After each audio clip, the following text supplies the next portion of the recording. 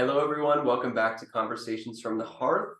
Today, we are joined by Master Ian Glazer up in Milwaukee, Wisconsin. Master Glazer, thanks for joining us on the show. Can you tell us a little bit about your studio, kind of where you're working now, and about your martial arts history, sir? For sure. Well, sirs, thank you so much for hosting, and thank you for thinking of me. It's a really interesting time. And so, yeah, I am in Milwaukee, Wisconsin. I actually am partners with Master Chan Lee, and I grew up under Master Chan Lee and his father, Grandmaster J.K. Lee. So we're based in Milwaukee, Wisconsin. We have 6 locations currently in Wisconsin, and Grandmaster Lee's locations got started in Milwaukee in 1976. That was his first location that he opened here. And then now here we are, 2023, finishing out. And I'm actually at our headquarters school right now. That's where I'm based out of, in the heart of Milwaukee and so forth. But then our locations and so forth are spread out all throughout the city of Milwaukee. So it's a wonderful thing. I absolutely love Taekwondo. I get to wake up every day and be in a woke in a black belt, and the kids call it pajamas in a black belt. It's fantastic. Yes, sir. It's awesome. I wouldn't necessarily trade it. I don't know about you. I No, wouldn't necessarily trade this lifestyle. yeah, I wouldn't trade it for anything. Sure. It's not without its own challenges, but I mean, it's the most rewarding Sure. possibly. I think the world outside of martial arts doesn't really know what we do. Yeah. I think if you look at martial arts itself, they're thinking, okay, mixed martial arts, UFC, grappling and so forth. There's a lot of different conceptions that come to mind, I'm sure. And then they're like, oh, Taekwondo. And then they're like, oh, it's you do what's in the Olympics. And we're like, oh, part of that, a little bit of that. And I'm not super familiar with your traditional backgrounds, but our traditional roots are the Changmuguan. So Grandmaster Lee is a second generation from Grandmaster Lee Namsak, right under the Changmuguan holding. So, and then we're also one of the few hybrid, I would call it, schools in the Midwest to be certified also under the Kokuan. So, so we can issue both Changmuguan certificates through Grandmaster Lee and also the Kokuan certificates for our black belts. That's cool. Yeah, we're affiliated with the Kuko as well as the Chengdu-Kwan, the Jido-Kwan, and the Hanmu-Kwan. So for sure. Wow. And it's really cool to meet everybody who has their different backgrounds and so forth, because now we've evolved so much, I think, for the last 10 years. Taekwondo has changed and grown for the better. And I have a lot of students who actually recently, one of my black belts, it was a transfer. He was a Jido-Kwan 7th degree black belt. He was out for numerous amount of years, family business himself. And he's like, hey, I need to get back into martial arts. And they moved closer to here. He's a professor here in Wisconsin. He's like, I need to get back into something. And he fell in love with Taekwondo all over again. That's awesome. At first kick. And it looks like he never left. Yes, sir. Yeah. It's a really unique thing. Well, I've personally been doing Taekwondo for this is my 23rd year now. Nice. Taekwondo under Master Lee. Awesome. And then he oversees all of our locations and then pops into my location every now and again. So, but yeah, tell us a little bit about how you got started, sir. Yes, you sir. must have got started pretty young if you've been training for 23 years. I did. And my older brother actually did martial arts when he was in high school. So he and I are 12 years difference apart. And we actually, that's how we solved our issues. We never got mad at each other. Mom was like, hey, something's going to happen. Go in the basement, put the sparring gear on, solve the solution, figure it out. Just don't get hurt, figure it out that way. So we had it done that way and it was great. But actually I saw one of our demonstrations here in town, and one of our head instructors, Master Hein, who was at a couple of SADs ago. I don't know if you had a chance to meet with him. I call him our tallest instructor. He is our tallest instructor. He actually did a high interest day at one of our local elementary schools, happened to be mine at the time. And that's how I got started with Taekwondo. So I was like, hey, let's just do it. It was great. And I've absolutely never looked back since. That's awesome. Yes, sir. Yes, sir. So it's day to day. It's a great thing. It's get to wake up, get to kick things, and have a good time. Smile every day. That's a very similar story to myself. My older brother started before me. And then when I was 5, I got started kind of following his footsteps, and I've never looked back. And we wrestled every single day of our lives. We get home from school and we look each other down the hallway and we just charge, my little brother did too. He jumped in later, and it was kind of funny because my older brother was 4 years older than me, and then my younger brother was 6 years younger than me. So but my older brother's kind of shrimpy. So we were sort of a similar size. And so we were kind of an equal match, and we would wrestle each other, and we pinned the other person down, and we'd bring over our little brother, and he'd just like do a little pummel or Yes, something, you know, yes, like sir. he was kind of like the change in allegiance, you know, he would go to one side or the other depending who was winning the fight, you know. 100%. Does your any of your siblings still do it or no? So my younger brother kind of helped me get the school off the ground. He worked for me for a while, and then he's gone off to medical school.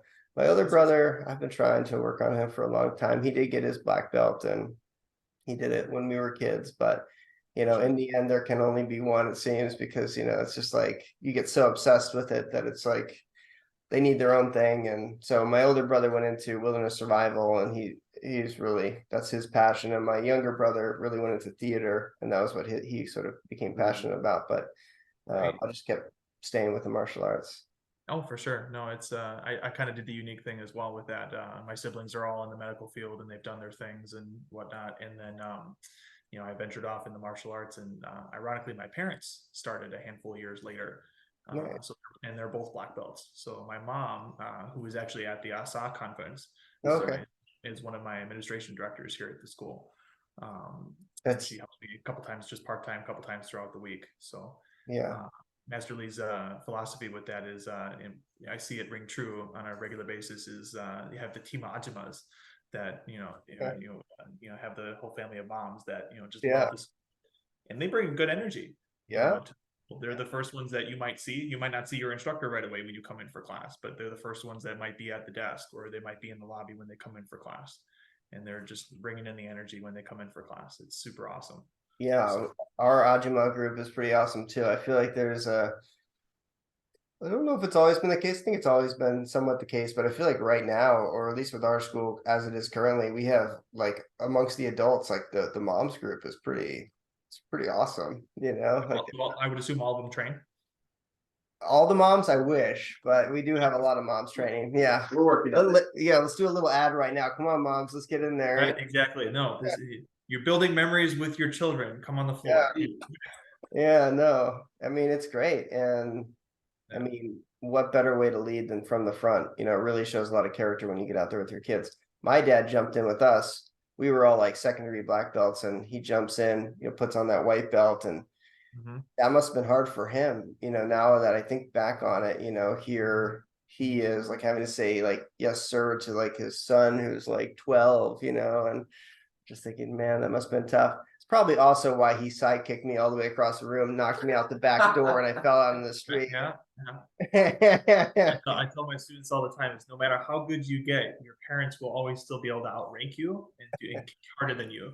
Why? Because they have the parent power. Yes, sir. Yes, Yes, sir. sir. Yes. But it's a really unique thing. I just see it so much, and it's really cool. Even with my own mom, ironically, actually a handful of weeks ago, she was I kind of like look at her as the taskmaster for the school. She is the glue that can hold the school together realistically. She worked with Master Lee when I was in college, and then she kind of helped me take over continuously, whatnot. But then one day she was giving me some tasks. It was like, hey, you gotta follow up with this, gotta do this. She kind of went into mom mode. She's like, all right, gotta follow this, do this, right? And I'm not thinking anything of it. I'm like, all right, great, perfect, we're checking off the list. One of my older students, my teenage students, walks in with his dad. And the dad comes up to me. I have a good relationship with the father, and he's like, do you let all your staff talk to you like that? Yes, sir. And I said, absolutely. I said, you know why? Because I said, that's my mom. And he's like, oh, okay. So funny. That must I didn't think of anything of it. dynamic. The two of you guys working together and stuff. No, it's great, and we have our moments and whatnot, but it's a good. I let her come do her thing, and my dad too. He's they're a little bit older and whatnot. They just do their thing and enjoy it and have a good time. So, well, she's got a lot of charisma, so I see where you get your charisma. You guys must learn from her and your father too. I haven't met him, but I'm sure he is too. Her original background, she talking about energy. She is she did for 20 years. She was an Olympic gymnastics coach. Yes, sir. And she put an athlete through Beijing in 2008. So, and then that's when she retired from that. She was like, okay, all right, I'm done. And then I'm looking for something else to do. And that's when she jumped in Taekwondo. So kind of when the boom of the world happened in 2008, it was like, okay, that was the switch, so everybody starts for different reasons, I guess. Yeah. Well, that's a really interesting story. We'd love to get her on this show at some point and talk to her Yes, about sir. that. But since For we sure. have you here, let's talk about some things that you're the Yes, sir. expert on, which is teaching martial arts and running a school. And we thought today, it'd be really great to talk about how to build energy on the floor. It's something that a lot of beginning instructors don't realize is important. I've trained in a lot of different schools, probably 30 or more than 30 schools over my career. And some schools, it's like they're minting really good martial artists and they're being very technical, but the class is so slow and so technical. It's incredibly boring, and they have like 10 students. And they don't realize that there's a way to balance those things so that you can keep the energy high, but you can also, be technical. And I think that's a good place to start. Yes, sir. If you think, For Mr. sure. Trader, how do you build the energy on the floor? It's it's always a good question to think about because I'm constantly working with new leaders and staff. Most of our staff that we have are volunteers. Most of our leaders that we have on the floor. So I only have a handful of part-time paid staff members on the floor. I'm one of the only full-time, so to speak, here at the school, and then the rest are volunteers. So they have to match the instructor's energy, but then also the students need to try to find their roots of their energy too. So the system we use in our class is called greater than, less than, and equal to. And we ask the kids, okay, you've seen these symbols in math class, right? So yes, okay, 3, 4, 5, 6-year-olds, they might not have seen it yet. So however, we say, hey, these symbols float above your head. Your job is to do what's called matching. You have to match how loud the instructor sounds. You have to match how loud the leaders sound. If someone's up front leading stretches and they're counting, you gotta match their energy if they ask you to count. Or even when you face a partner in class. If you work with someone in class, you have to bow nice and loud just as them. You have to make eye contact with them. So those are some key things that we use for energy. And it's even just in terms of how loud they kia, right? In terms of when they sound, right? It's going to be fight for your life. If Yes, you sir. had to fight for your life, how loud would you sound? If you're going like this, I can tell you, right? Versus like little Johnny, who's like, Yeah. after it, you're like, that's what I want to see. Every class, this was kind of a pandemic switch. We never used to do a lot of music in class, just as different noise areas in the classroom. And we started blasting music when we start the class. So we have everybody line up and they do laps. They get body warmed up and they run around our Dojang gym and they do a handful of laps. We just blast the music. And we're doing, okay, running high knees, all right, heel kicks, right, raising up the arms and so forth. And that kind of just gets them in a better mood to be like, hey, you're here for class. And they're ready to start. And then we kick it off, we line them up, meditate, start the class. So it's a standard procedure for all of our classes. And that's one big thing that we look at is energy, Yes, sir. It's good to know that other people are doing that, because when I first learned martial arts, it was just, you could hear a pin drop. And it was quiet. You're like, oh no. And then as I've gotten older, and I gotta, I try to jump in my classes, keep myself going, keep, training alongside them. And sometimes I gotta motivate myself. So I have to turn on the music, so to kind of pump me up, but then I'm like, oh, am I using the music too much? So I'm glad to hear that somebody else is using music too. I mean, it definitely has its time and its place, with our little warriors, music would be like horrible idea. They're just going nuts. But with the older kids and the adults and stuff, it's definitely good. It's how do you guys run your classes currently? What's do you do kids class, adult class, or? Yeah, so we have basically 3 different levels. We have our little warriors, which are the 4 to 6-year-olds, and they can eventually transfer up to the next level if they get to their purple belt, which is kind of like our black belt in our warriors program. And then the young warriors, which is 7 to 8, and those can also transfer to the standard program when they get their green, when they evaluate for their green belt, and they basically test out of the warriors program. But if not, then when they turn 9, they can transfer to the standard program. And everyone who's 9 to any age is training in the same class together.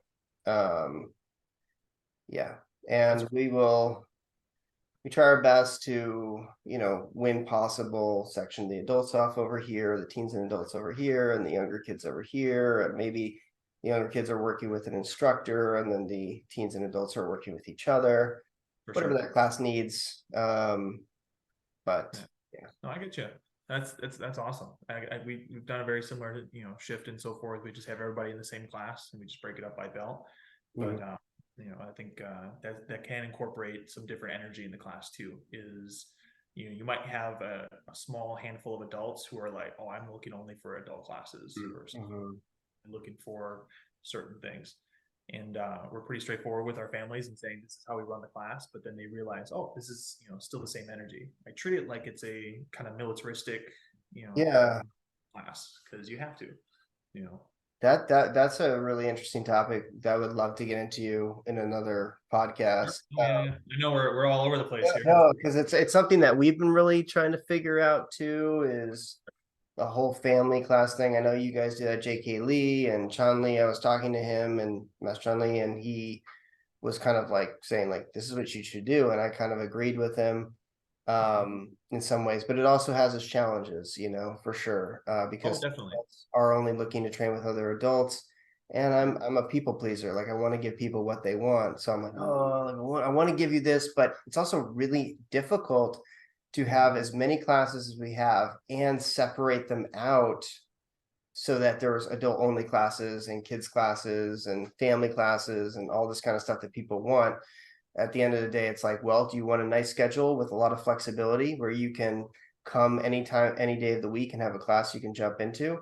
Or do you want to have like 2 options throughout the week and it's only adults, because that's what's going to happen. So it's always a trade-off. And when I was a kid, not when I was a kid, when I was about your age and I was training under Scott Lewandowski,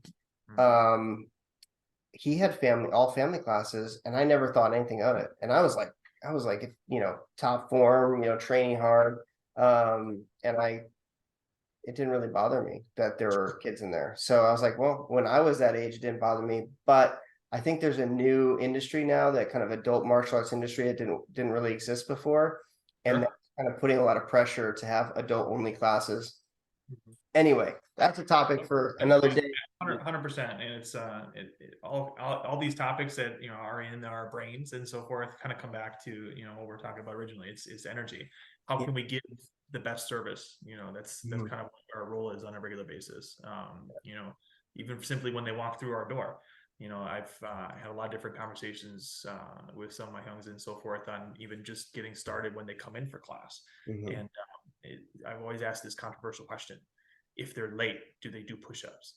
Like, all right, I'm sure like when you were training at some point in time, you're late for your instructor. Okay, all right, push up, right? Or you get. They'll do that. We keep the legacy. Or they take you to the back room, right? All right, but we're not that big, but right, exactly. However, I'm very flexible. I call it rigid flexibility. It's like, okay, you gotta be on time, but then hey, you know what? Part of it is like, I don't know what happened in the car before you got to my class. They could have just gotten yelled at by mom, and then they're like, hey, I'm in a bad mindset. But it's like, hey, I'm happy you're here. Let's go. I know you're late, but it's okay. Just jump in there. Let's go. I'm glad you're here. So that's part of energy too, I would say, is making sure you got to read the situation too. If a kid's like barely able to get on the mats and they're like, don't want to really be there, and the parents kind of pushing them, and you're like, we got to get this kid back invested in the training. The last thing you want to do is say, give me 10 push-ups right now. It's like, come on, let's have a little more sensitivity here, a little more, And so, I realized that with some of my staff too, is because most of my staff that are paid volunteers and leaders and so forth, they're teenagers. So we're teenagers to the young professional range. And naturally, sometimes nobody thinks about this, right? We're just like, all right, hustling, bustling in the class. And they're like, oh, little Joey's late. Hey, why are you late? And you're getting grilled in the corner. And you're like, hey, come on, Joey, go in class. Staff member, let me remind you here. Right? They haven't learned that yet. Just so the energy portion of the a lot of things that come with that is just get them into class so they're they have the best experience, because I think we have the biggest influence over their energy. Absolutely. You leave in a better spot than when we found them. So to speak. So on this topic of energy, this sounds like Mr. Trader is about to have a question too. Yes, but I'll make it kind of quick. one of the issues, so I think when instructors first start teaching, they don't have a lot of energy. They don't realize that that's important, especially if they didn't grow up under a experienced instructor who's worked with a lot of kids for a long time. They'll tend to be really technical. They can be sometimes over detailed. They try to throw out all of their techniques and everything they know on day one. They do a lot of these kind of basic beginner things. But then eventually they learn, I got to pick up the energy. I gotta have that. But I think then amongst experienced teachers, there's this problem that we're trying to solve, which is, okay, we want to keep them entertained. We want to have a lot of energy. We want to build them up, but we also want to make sure they're learning the technical details so that they're getting better and they're not just throwing out mindless kicks again and again and again. So how do you find that balance personally, between, keeping the energy going, like switch it up every 10 minutes and like really giving the detail that they need? Yes, sir. Well, it's the class plan helps out a lot. So I write out class plans for my staff, and it's not just for my staff members. It's good for all of our head instructors to kind of just keep track of what we're teaching this week, and we kind of lay it out week by week, if we can, quarter by quarter, saying, okay, for this 8-week cycle, this is what we're going to be covering. And then, they have that to pick from. So making sure that they can keep it fresh, so they're not, one, going off the reservation, but then two, they're not overbearing our students. They pick one or two things. Okay, this instructor is going to be in charge of group activity 1, doing forms, right? Okay, you're rotating the groups in and out. It's kind of the revolving door. All white, gold, purples need to go through this cycle at least 2 times. So they do the form with the instructor, and then they get put back in general class. So that's one way of the instructor keeping it fresh. 2, we found that making sure that they have to match. That's super important, because if the kids don't sound loud and the teachers don't sound loud, something's off. So the teacher has to be over the top, regardless of how they feel. So even when they leave stretches, right, I'm not yelling at the staff member. Like, I don't ever want to embarrass my staff members, because if they're teaching something, I'll let it play out. I'll let them figure it out in the process, because we all kind of had to learn kind of through the experience, right? So making sure that they understand, all right, this is what they did, and I'll reframe it with them afterwards. I loved how you did this. What do you think you could have did better? Okay, I mean, I could have only did 1 correction for the form. Great, right? How do you think your energy was? Was it at a level 5, right? Did you sound louder than the staff or louder than the students, right? Did the students sound louder than you? Okay, so I asked them kind of the feel, felt, found questions, and I kind of have the guided discovery questions with them. So they have to make sure that they realize it themselves. But I'm in the back looking at them saying, kind of doing this as I'm watching, because I'm circling through the entire class. So I have multiple instructors helping with segments of the class, or I'm leading the main portion of the class. Even if they do stretches, I'm looking at them like, hey, okay, a little louder. Right? So they get kind of just a little bit of a cue that way. So oh, okay, I'm being watched. I'm being reminded of it. So it's kind of just, that was the initial things. Because I think, this generation is a little bit more oversensitive to certain things.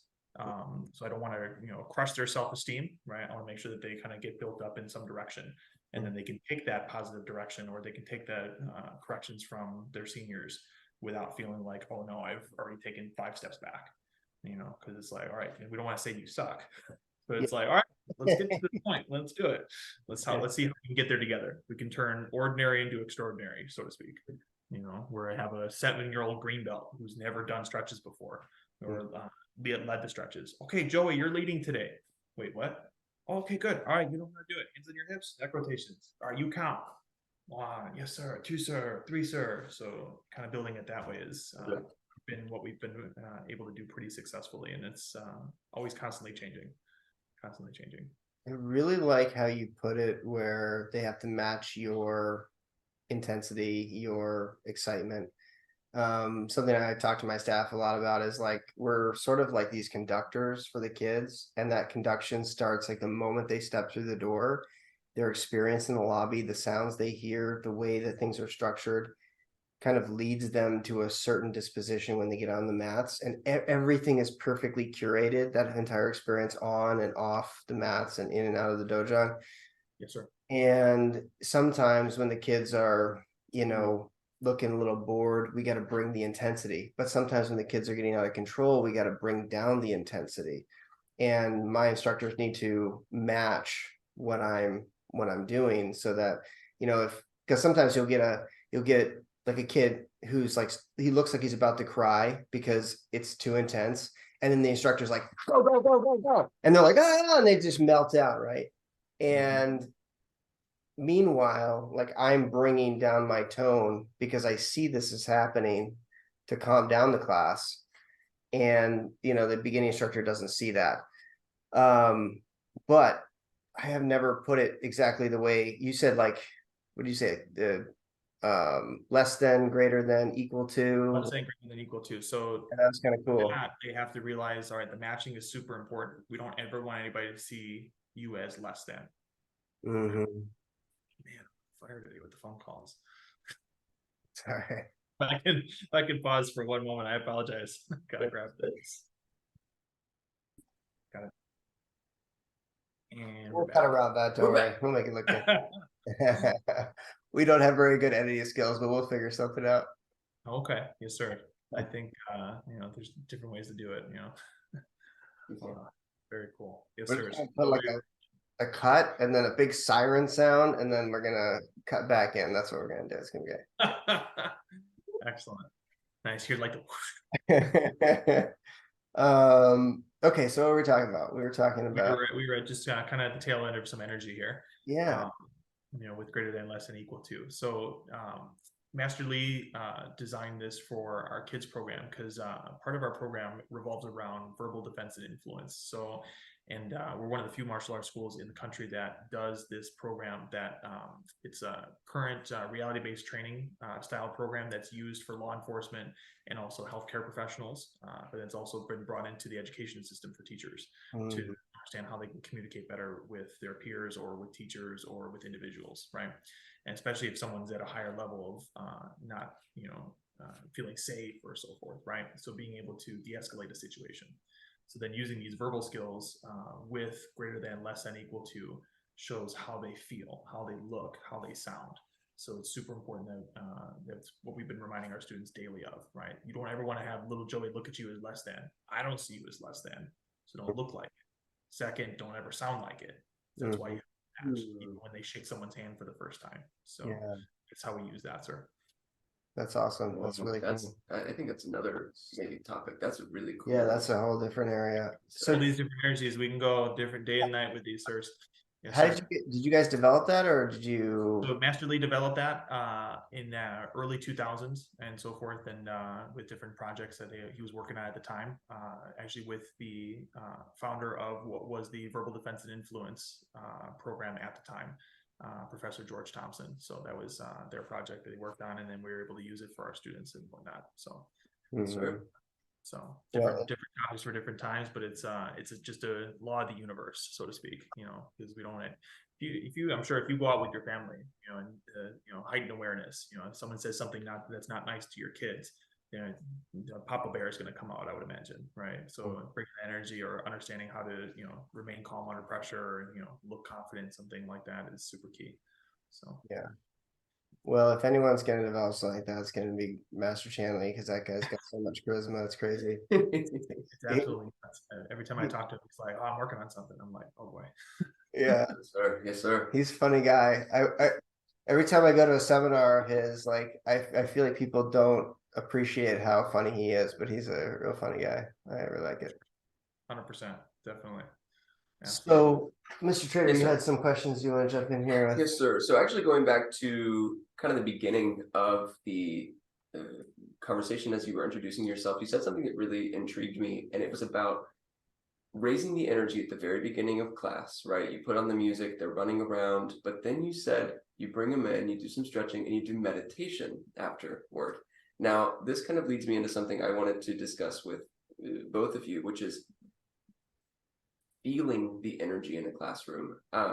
This gets into the art versus the science, this kind of thing. But when you said that, my initial response was, a lot of people confuse a meditative state with a low energy state. And I think that, as you bring students in, you pump them up, you put that music on, you get them moving, you are experiencing when they're down in that meditative state, we're regulating, but we're not turning the dial down. We're saying, okay, now we've got all this energy, let's focus it. And so that you have this like power you can come and use in class. And Yes, sir. I wanted to talk about how it was you personally developed this sense of feeling the class. And then for you too, sir, I've heard you talk about Grandmaster Kwan and how he kind of taught you to feel the class, because there's lots of little things we can do technically, but there's also a feeling. There's a feeling that you get in your body, in your spirit, where it's like, how can I make this adjustment? So that's. Yes, sir. I'm curious. It certainly is, meditation, when I describe that, you kind of hit it out right on the head. Martial arts meditation, you can go into hours just on that topic itself. However, our meditation style in the classroom, because we have a very limited window within our classes, it's very brief. It's 30 to 45 seconds. Yes, And sir. our classes, being able to show a 3, 4, 5, 6-year-old, for example, that can sit absolutely still for that period of time is what we're looking for. And in the mindset of you kind of hit it on the head again, Mr. Trader, where you're like, okay, you're bringing that energy and you're kind of honing that focus. This is exactly what they're doing. Being like, all right, they're just running around, they're doing their thing, but then they can sit still in an instant where it's all right, we're time to line up, and that's what they got to do. So and that's part of the, showing how strong their brain is a kind of a powerful key tool we look at. It's adults too, they need that kind of, 30 to 45, 50 minutes to an hour of not thinking anything outside the classroom. So then they can empty their mind a little bit. They can be like, okay, I can leave the stress of what happened in my personal life at home a little bit. I can, leave my personal life from work at home a little bit, not have to worry about it. It's there. So they can just kind of clear the space a little bit. You have something new, bring it in. This is going off in a different direction, but meditation is something that's very interesting to me and something that I love. Always been a little reluctant to do it because people can be very religious, and even though I don't consider it a religious thing, for some weird reason, like a lot of people in my experience have had some qualms about meditating and things like that. Have you've been doing this in your program for a while, so what has your experience been? Has it been pretty much like a blip, like there's like maybe a weird small tiny percentage of people that feel that way? Yeah, exactly. They ask the questions, and I think the students who have not experienced it, or they're not on the floor doing it. Gotcha. And this may sound like the casual salesperson pitch, but the exact opposite, where it's like, you want to know more, come be on the floor. You want to know more, come in the class. Yes, right? And you'll learn why in the class. So, and it's just, like you said, it's a small blip of anything, but I found that the dojang is a very neutral space for a lot of reasons, a lot of things. And I know students are very happy about that, because they can leave whatever is going on in the world out in the world. They don't have to have it brought into the school and feel uncomfortable, so. Yeah, absolutely. It's one of the special things about the dojo, for sure. Oh, 100%. It's the safe haven for a lot of places, for a lot of people. I actually had a student come up to me the other day, just thanking me because the craziness is going on in the world right now. They were like, hey, this is, we love how the floor is run, because nobody feels like they have to talk about it. So we don't talk about it. We're here to train. Yeah. Kind of bouncing off that. So at the ASA seminar recently, one of the quotes that stuck with me from one of the workshops I attended was, if 50 people are in class, 50 people should enjoy that class.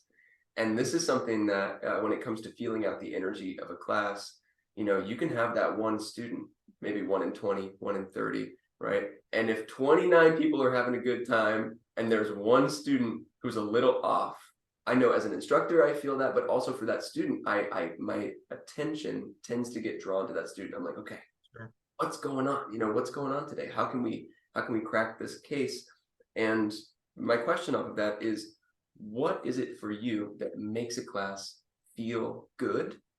And if a class isn't feeling good, I know it's situational, but what are some of your go-to ways to bring the energy up, to get students on board with you? Something I say sometimes is, I'm not your enemy, guys. Like I'm not like we're not like, you know. Right. The enemy of my enemy is my friend also Yes, too, right? yes, sir. But then, you know, it really comes down to two things. They have to sweat and they have to smile in that order, you know, or they have to smile and they have to sweat, right? Because as much as I'm smiling in the class, I want them to, even if it's a fake smile, the parents should give it back to me. The students should try to give it back to me. I'm like, hey, you got a match. All right, let's go, let's do it, right? But then if at the end of the class they're bone dry, I know I didn't give dad a good workout, right? I know that, you know, the kids don't sweat. I'm not worried about that. If they're huffing and puffing a little bit, they're like, okay, all right. But if the adults are like, oh, that was great, okay, all right, yeah, then I'm like, hey, that says a lot. So Yes, sir.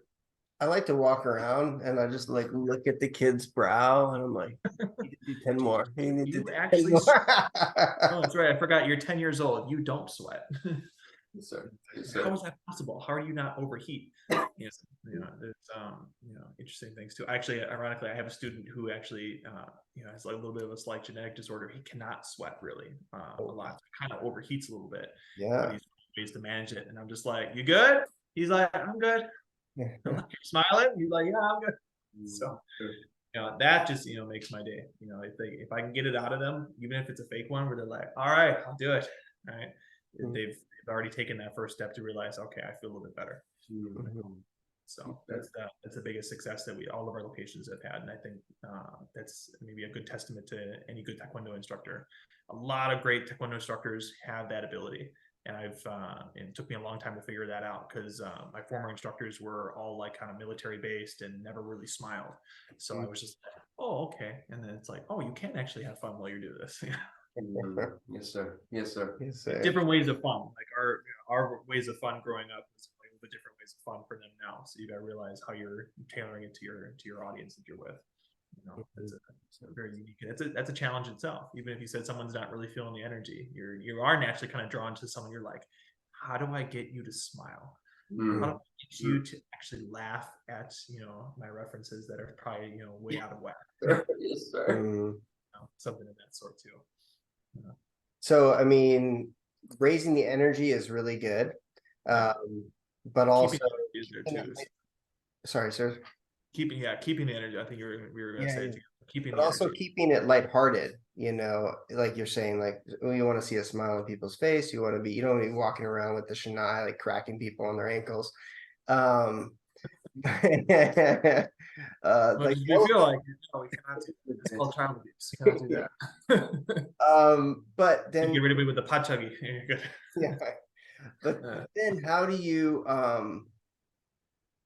sometimes if it gets too fun, it can get silly, right? And there's just kind of this line where it's like the energy's rising and then it's also getting kind of really fun and lighthearted, but now it's getting out of control. How do you bring things back in when that happens? So a little bit of like a roller coaster where it's like, all right, we're building them up, building them up, building them up. And the minute you're kind of at that peak, okay, everybody try it. Are your lines straight? Okay, right. So they intermix between that. So it's every, you know, it feels like you're checking those side view mirrors like every 10, 15 minutes constantly, even, you know, seconds, it feels like where you're like, okay, hey, you stand, okay, stand straight. Right, show me how strong your brain is. Fantastic. Elbows in, protect your tummy. You know, shield up. Right, move around. Right. Yeah, I like this. Show me how strong your brain is. Yeah. Oh, that's great. Yeah, it's a good anchor. You know, to you know, kind of everything kind of needs that anchor back. So it's like, all right, we're throwing the party, but then they need to have the little anchor come back a little bit. You just bring it back in. Yeah. And it's hard for a lot of you know, staff members, I think, to do, you know, kind of out of the gate, unless they're trying to copy their head instructor. Yeah. You know, copy the head instructor a little bit, that's great, but then they add a little bit of their personality to it, that's even better. You know, they try to give a little bit without going off the reservation. You know, yeah, so like it's always a trick though. Classes can get out of control if you if you got them well trained though, you can just use a few cues. You can just say like, okay, let's not get too silly, guys, and like bring it back in. And they usually come back. And then, you know, if it ever sometimes like I have a junior instructor out there teaching and it's gone really sideways and I have to step out on the floor and bring things back in, I might have a sit down heart to heart, in which case I would say something like, we can have fun as long as we have focus. and kind of have that sort of talk where it's like, yeah, we can do fun things, but only if we have focus. And that can be helpful in my experience.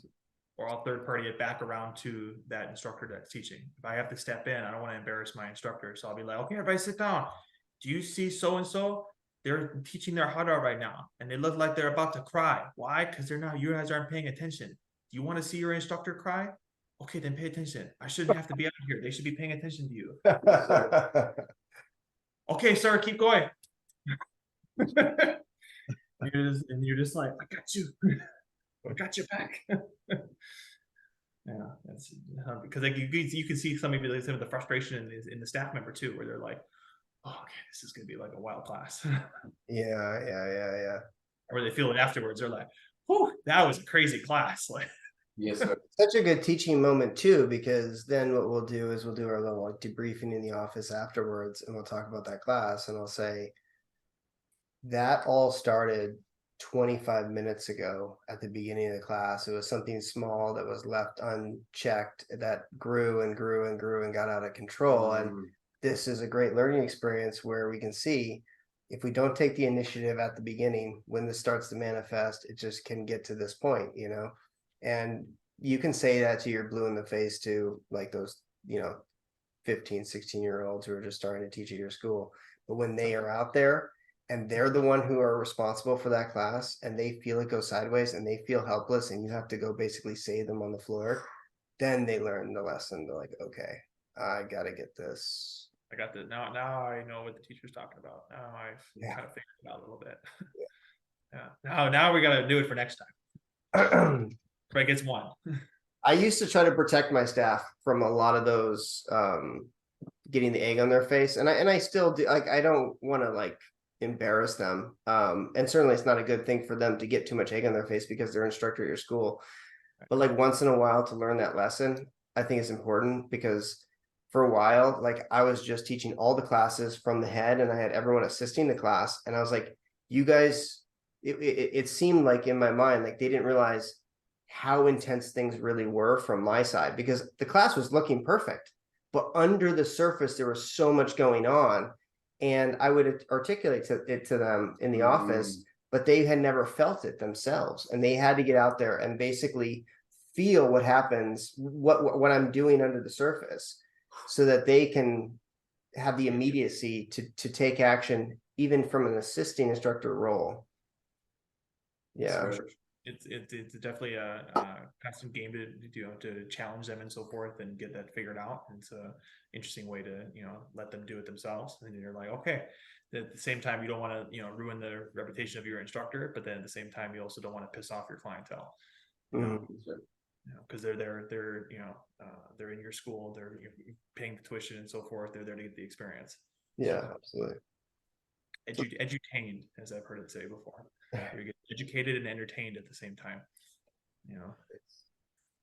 So there's another kind of energy which I think would be fun to talk about, which is the sparring energy, the sort of intensity that you need to do well in the martial arts in a competitive way. So you see these kids, everyone needs martial arts for sure, whether they have it or they don't. They definitely need to develop that kind of inner fire. And but you'll see some kids come in and they've never really been physically socialized. They've never been thrown around before. They're pretty timid, and then you put them in a sparring environment and they just kind of deflate. And I think that's a form of energy in its own way. How do you curate that? I'm gonna be straightforward on that one. COVID messed up a lot of stuff.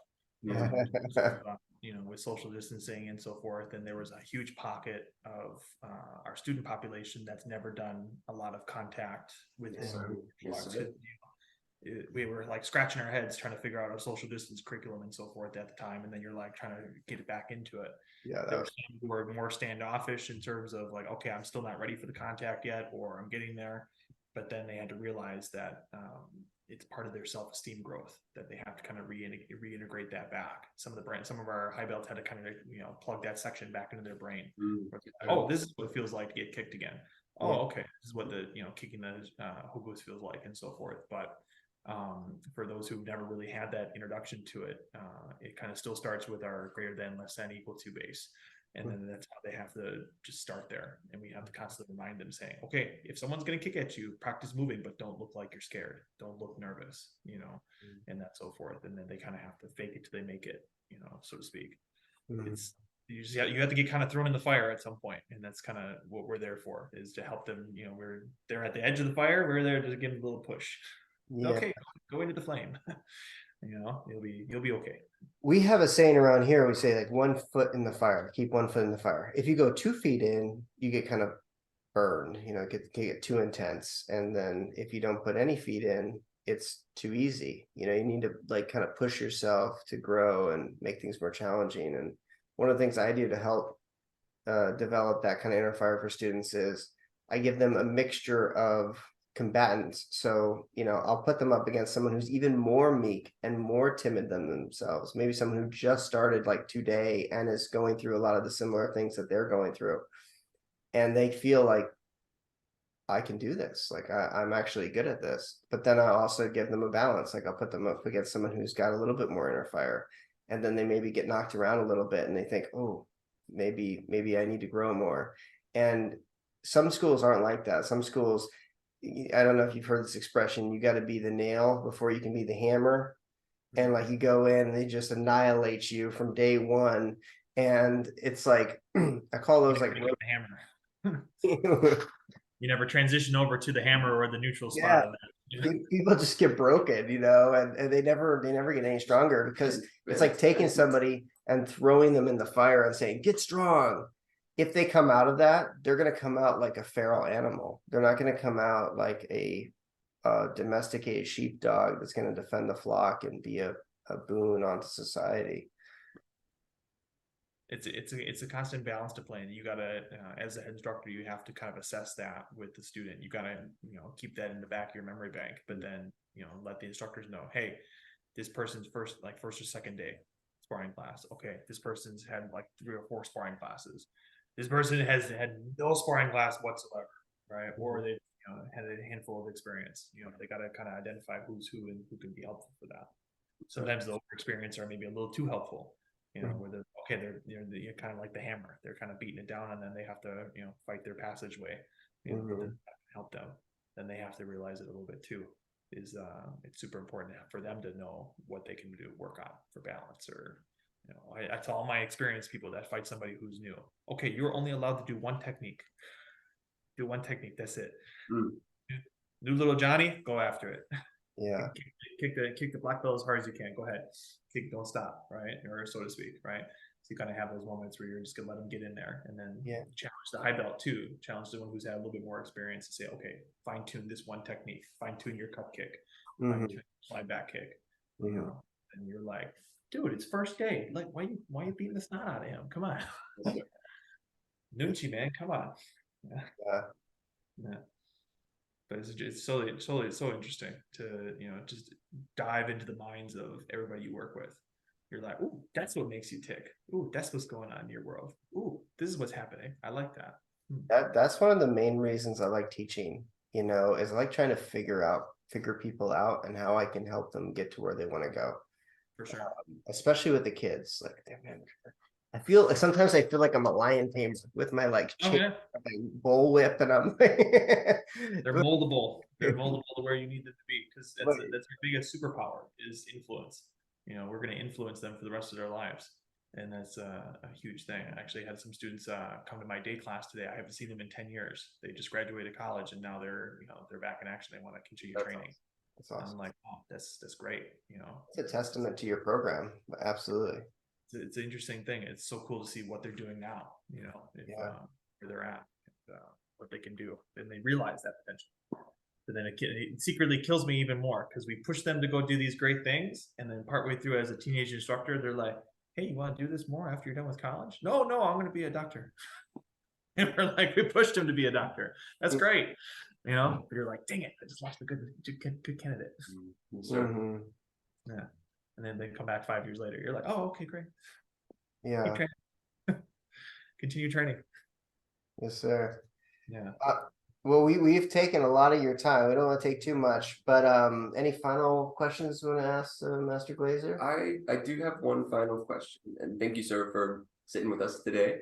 My question, we were talking about those teenagers, those people who step onto the floor, whether they're teenagers or just young leaders, right? Like it could be an adult who has not really had a leadership position before, but what is the first or perhaps most important thing you try to impart to those young leaders? We just talked through an hour of different skills and techniques and things to be aware of, but when it comes down to it, it's their first day out there, you say, okay, you're going to help with class or you're going to lead stretching.